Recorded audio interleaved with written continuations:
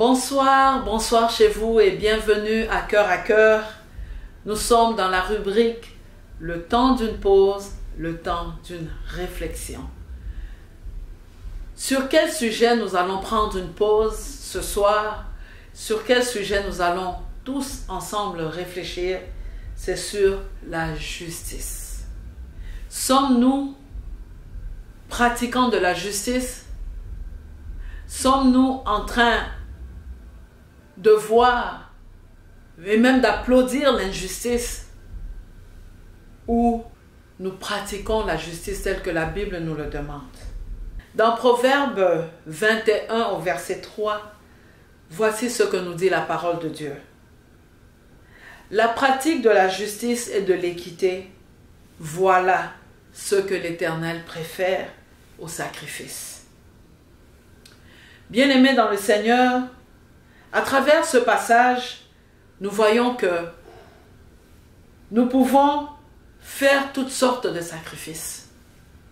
Nous pouvons nous lever le matin, aller à l'église, servir Dieu, faire tout ce que nous pouvons faire pour le Seigneur, ce qui est bien, parce que la Bible nous demande de servir le Seigneur. Mais ce passage de Proverbe 21 au verset 3 nous dit que la pratique de la justice et de l'équité, voilà ce que l'Éternel préfère au sacrifice. Bien-aimé dans le Seigneur, es-tu un chrétien ou une chrétienne qui regarde l'injustice, qui applaudit même l'injustice à cause d'une appartenance quelconque à un groupe? Ça peut être un groupe religieux, ça peut être un groupe social, ça peut être un groupe, un parti politique, ça peut être une église. Là où l'injustice est pratiquée, Dieu nous demande de faire le contraire. Dieu nous demande d'apporter, nous, en tant qu'enfants de Dieu, sa justice et son équité, tel que nous dit ce verset. Soyons justes. Et quand il y a une injustice, nous comme enfants de Dieu, peu importe notre sentiment d'appartenance à un groupe, nous devons décrier cette injustice. Parce que nous sommes appelés à pratiquer la justice.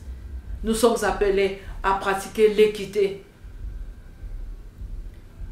C'est-à-dire qu'à considérer chaque personne selon son besoin, selon son niveau, selon son degré de connaissance, par exemple.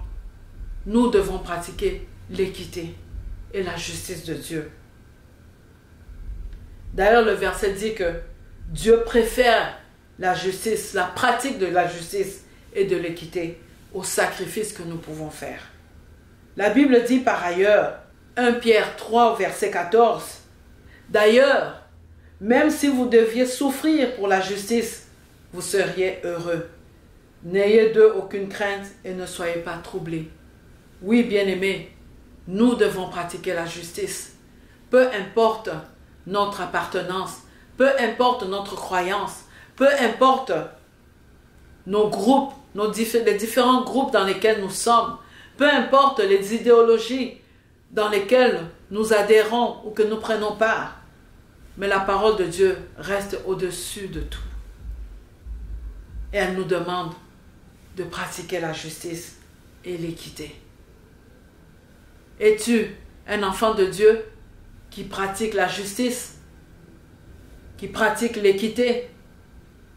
Ou tu es un enfant de Dieu, certes, mais qui applaudit ou qui tolère l'injustice, qui tolère que les gens ne soient pas traités à juste mesure de leurs besoins, de leur niveau? Oui, bien-aimés, Dieu nous appelle à pratiquer la justice. Pensons-y bien. Prenons le temps d'une pause, le temps d'une réflexion, pour réfléchir à nos actions, pour réfléchir même à ce que nous disons, pour réfléchir même à ce que nous pensons. Et mettons-nous du côté de la justice de Dieu, du côté de l'équité de Dieu, face à ce monde où il se passe beaucoup de choses, face à toutes nos sociétés où nous voyons beaucoup d'injustices, où nous voyons que c'est la loi du plus fort qui écrase les plus faibles.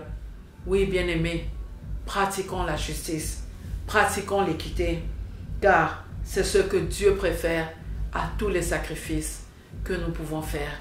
Soyez bénis et merci de nous avoir suivis pour ce temps d'une pause, ce temps d'une réflexion, et à la prochaine fois pour une autre émission, pour réfléchir et prendre une petite pause ensemble dans le Seigneur.